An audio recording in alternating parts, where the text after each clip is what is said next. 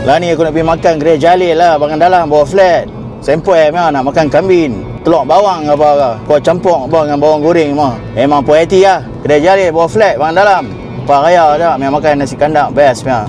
Nasi kandang yang dahsyat mah, yang dulu mah apa ke kalau belah bagan ni nasi kandang Jalil memang puas hati lah dah.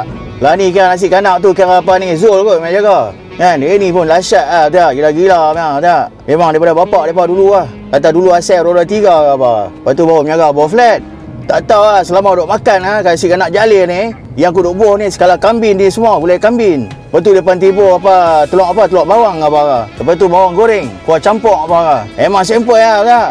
Dia ada satu rasa tu, rasa nasi kandang yang kira tak tahu nak beritahu memang. Tapi yang ni puas hati. Saya tu macam yang dia beritahu, setiap old school memang. Anak hantu memang, bagian dalam memang. Bawah flat apa ke. Dia memang rasa semua lain macam. Dia masak dulu memang daripada berapa puluh tahun yang lalu memang. Yang ni bukan nasi kandang merapu meh. Yang ni nasi kandang yang ada rasa meh. Nasi kandang yang puas hati gila babi meh. Nasi kandang Jalil yang lani ke dia punya anak ke apa ke dulu ke apa ni nama Zul ke apa ke. Dia orang lama. Gila-gila meh pakai songkok apa ke.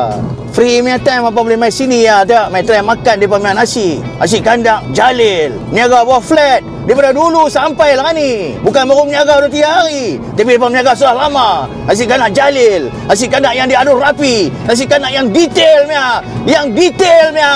Tak nak rancau punya.